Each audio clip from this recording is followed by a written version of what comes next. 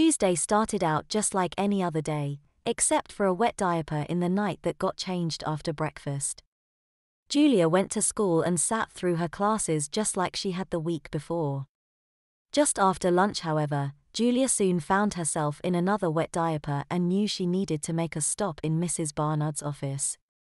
She was again in Mrs. Norrie's class, and since she was already done with the assignment, it seemed like as good a time as any to make a run over there. Plus, most folks were still working quietly on the problems. She quietly walked to the front of the room and the teacher's desk. "Mrs. Norrie's, can I have the hall pass again?" Mrs. Norrie's looked up and then nodded her head. She grabbed the hall pass, an old eraser with the word hall pass taped to it, and handed it to Julia. Julia slipped out the door as quietly as she could. But she did see a couple of heads look up from their work to see her go. Her heart raced for a few seconds, until she told herself people take the hall pass all the time. "I used to take the hall pass sometimes, so this isn't anything new or crazy." She quickly walked her way to Mrs. Barnard's door. Julia quickly arrived and tried the handle, but of course it was locked. She then knocked a few times, but the door opened before she even finished. Mrs. Barnard looked down at her and then closed one eye and stared at the ceiling with the other. "Don't tell me," she said. "Julia, right?" "Yeah, you got it," Julia replied with a smile. She was impressed that Mrs. Barnard remembered her name. "Well, come in, come in." She closed the door behind her. "I'm guessing you need to be changed." Mrs. Barnard didn't beat around the bush apparently. And while Julia wasn't exactly surprised by the statement, the whole idea of going to some stranger and knowing that they were about to change your diaper was still far from normal. "Ah, yeah," Julia replied somewhat uncomfortably. "Well, no time like the present, right?" Mrs. Barnard disappeared into the back room. She came out holding a diaper that looked familiar to Julia. "Oh, and your mom dropped off a bunch of diapers so we can use these. I like these a lot better than the one I had to use yesterday. Trust me, you don't want to have to wear cheap flimsy diapers. Well, go ahead and lay down on the bed and let's get this taken care of, shall we?" Julia was back in math class in hardly any more time than it would have taken if she had gone to the bathroom herself. The rest of the day went by somewhat slowly. She managed to stay dry until just before school was let out and then ended up wetting herself again on the way home, which she decided was fine since her mom would be home and would probably be checking her pretty much as soon as she walked in the door. When Julia did walk in the front door, she said hello. A reply hello came from the kitchen area. The sound of a knife chopping something on a cutting board told her that mom was working on dinner. Julia decided to just head upstairs and ditch her pants, since mom was likely to ask her to do so anyhow. While she was at it, she switched out her top and put on t-shirt. A quick glance in the mirror showed what was slowly turning into her normal look: socks, a t-shirt, blue in this case, and a diaper on the bottom. How weird is it that this is starting to look normal, Julia thought to herself, although after a few moments of inspection, she was still convinced the diaper made her butt look big. Julia headed down to the kitchen, figuring that was a surefire way to get her wet diaper checked, and thus get changed. Her mom was in fact working on dinner and seemed to still be cutting veggies on the counter when she walked in. "Hi, Mom." "Hello, sweetie, how was your day?" Shirley said as she walked over and gave Julia a quick no-handed hug. She obviously didn't want to get whatever was on her hands on Julia's shirt. But using her wrists, she turned Julia around. It helped Julia knew what she was doing, and then examined her daughter's diaper. Yep, looks like you are wet." "Well, I'm in the middle of getting dinner ready, so that diaper is gonna have to wait a bit. I don't want to have to wash up again since I just did it. I'll change you once I get this in the oven though." Julia was about to say something about that being fine. The diaper wasn't completely soaked and would certainly last a few minutes until her mom was done. But before she could say anything, a new voice, from the other side of the kitchen, spoke up. "Shirley, if you want I could change her." The very first thing that came to Julia's mind was that the voice was not her dad. It wasn't even male. But it was very familiar, and a heartbeat later Julia recognized it. She knew who it belonged to even before she looked up and saw Becky's mom, Nancy Oakman, sitting at the table looking at her and her mom. "Actually, Nancy, if you don't mind, that would be great. It's not a big job, if you know what I mean." Shirley paused and then looked at Julia. Julia was stunned. She wasn't afraid, or mortified, or embarrassed. At least not yet. Things just had happened too fast for any feelings like that to set in. That Mrs. Heyman was over here wasn't a shock. Her mom and Becky's mom were friends and often hung out together while the kids were at school. But it was not at all lost on Julia that she was standing in the kitchen wearing a clearly visible diaper, and her mom had just said, out loud, that she needed to be changed. And Mrs. Heyman had just offered to change her like it wasn't a big deal. Come to think of it, why wasn't Mrs. Heyman shocked, or at least a bit surprised? While Julia was thinking about all of this, Shirley eventually gave up on Julia doing whatever it was that she had thought she might do. "Nancy, everything is upstairs. Julia can show you." "And thanks, I wouldn't have thought to ask, but..." "Shirley, it's not like this is the first time," Nancy said with a smile and a slight nod of the head. With that, she stood up and walked over to Julia, who was still slowly processing what had just happened. Mrs. Heyman paused and looked at Julia briefly and then said, "So, where is everything?"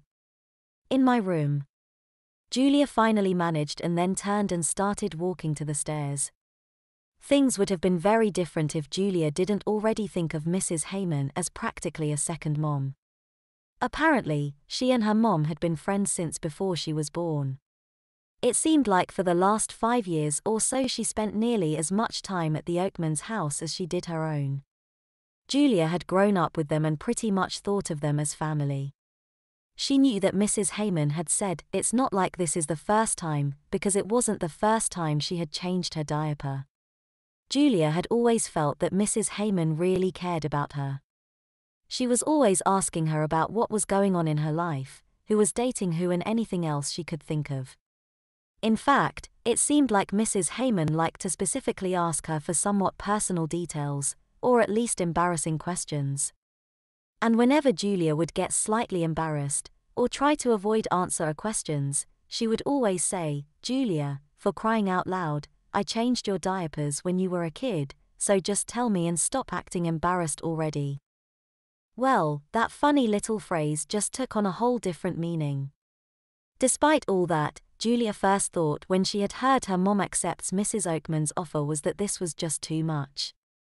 But then a thought popped into her head. If some stranger at school can change my diapers and it's not a big deal, why would having Mrs. Heyman do it be any different? And the whole point of the trying policy was to get used to wearing diapers, and that meant having Mrs. Heyman change her diapers again. Well, I guess that was part of the deal. So Julia decided that she wasn't going to make a big deal out of this. If her mom was okay with it, then that was fine. Julia led Mrs. Heyman upstairs and into her room. As they entered, Mrs. Heyman spotted the changing table and all the diapers and supplies. "Wow, look at all this. This is quite a setup here. Your mom really went all out, didn't she?" "Yeah, she usually does," Julia replied. Then a thought occurred to her. Without thinking about it, she asked, "Mrs. Oakman, you didn't seem really surprised about me wearing diapers. Did you already know or something?" "Your mom told me, so yeah, I already knew," she replied. Julia asked the question she had really been wondering about. "Does Fiona know?" "I was going to ask you that actually," Mrs. Heyman replied with an inquiring stare. "I haven't said anything to her. But I don't know if she saw something or was able to tell on her own." "Are you going to tell her?" "I don't know." "Well, I don't see how you are going to be able to not tell her eventually. I mean, what are you going the next time you spend the night? Or if your diaper needs to be changed when you are at our house?" Those were really good questions, Julia knew. She hadn't really given it much thought and hadn't thought about what would happen if she was over at Becky's and had an accident. The last time it had happened she just had come home. But she recalled that Fiona had sensed something was odd. Fiona was too smart for her to be able to pull that off too many times. But to answer Mrs. Oakman's question was another story. Julia wasn't sure what to say because she didn't know exactly what her mom had told Mrs. Oakman. Did she tell her everything? Did she know this was only for a few more days? What exactly did my mom tell you anyhow? She asked. Nancy thought back to the conversation she had had just a few hours ago. So I get to the mechanic and he tells me the car is all ready to go. I pay him and he gives me the keys. I get in the car, turn the key, and nothing. Shirley replied as she sipped her tea. Yeah, no kidding, Nancy replied. You are not going to believe this. It turns out they fixed the wrong car. I'm not making this up. That is what they told me. So it's been in the shop for 3 days now, and they have done nothing. They promised it will be ready tomorrow, and I think they were so embarrassed about the whole thing that they might actually do it this time. There are few things I hate more than the car shop, Shirley said with a shake of her head. That makes 2 of us, hun. So anyways, that's the whole story. What's going on over in your neck of the woods? Shirley raised her eyebrows and tilted her head to the side and took a sip of tea. Speaking of things you are not going to believe, guess who is wearing diapers these days? Did you say diapers? Shirley nodded her head. Wait, are you serious? Shirley slowly nodded her head once again and made it clear she was waiting for a guess. You? Ha, that's funny. No, Julia. Oh my gosh, really? Is she okay? What happened? Well, most importantly, yes, she is fine. Honestly, I'm not sure exactly what, if anything, happened. I don't really totally understand it and we don't know if this is just a temporary thing or what. But she is in diapers full-time right now. Full-time? Yeah, as in not potty trained. At all. Wow. When did this all start? Last Friday. How is she handling it? How are you handling it? Truth be told, Julia seems to be fine with it as far as I can tell. At least so far. The good news is that going back to diapers was actually her idea, so it's not like we had to convince her or make her do it. Well, that's good. Trying to convince a 15-year-old girl to do much of anything is hard enough. I can't imagine telling one they have to start wearing diapers would go over well. Yeah, you got that right. Anyways, as for Ted and I, well, it's taking a bit of time to get used to changing diapers again. But at the end of the day, well, I'm sure you remember, it's just one of those things you do. It's not that big of a deal really. Wow, I'm glad to hear that you all are handling it so well. What are you doing about school? Oh, I called them and she just goes to the nurse now when she needs to. I had to drop off a bunch diapers for them to use, but other than that it hasn't been a big deal so far. But yeah, Ted and I are back on diaper duty.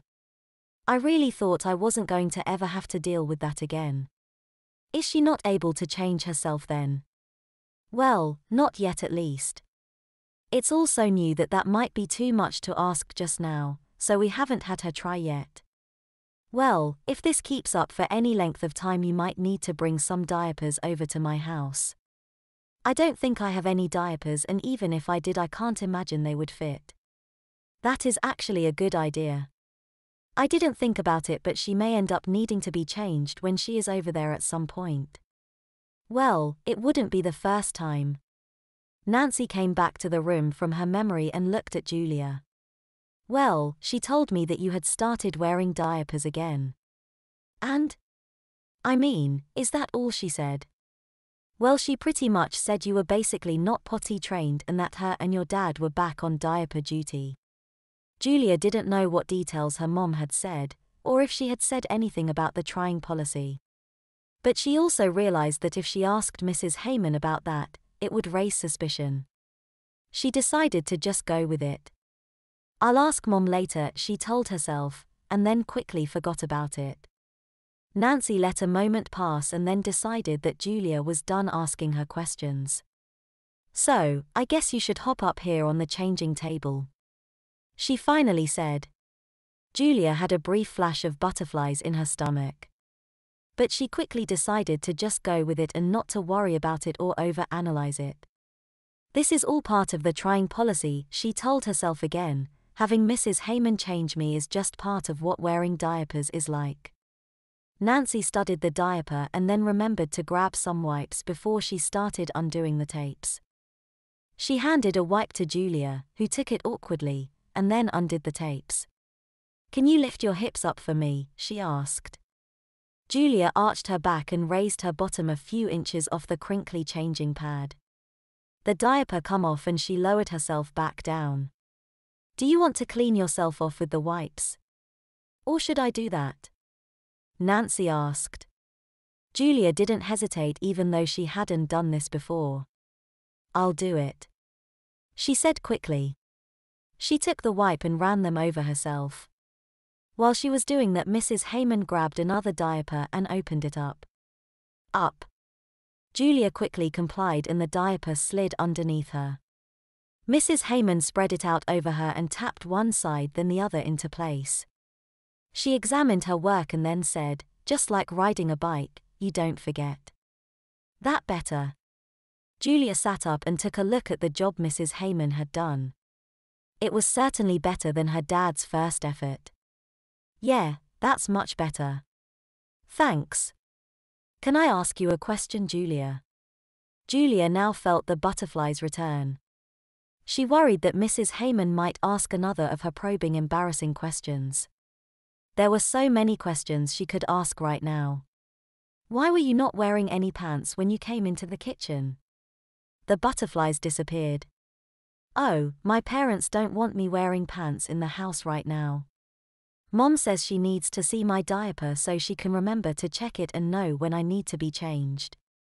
She says it's just so we all get used to me wearing diapers again. Huh. Mrs. Heyman replied, I guess that makes sense. Well, in that case I guess you are all dressed and we should head back downstairs. The two of them quickly returned to the kitchen. Shirley had a few more things to do with dinner and chatted with them while she worked away. Mrs. Heyman stayed until dinner went into the oven and then said she needed to head home herself. The rest of the day went by quickly. Dad came home. Everyone ate dinner. Julia did her homework. Soon enough Julia was back on the changing table getting changed and put in her pajamas. Then it was bedtime.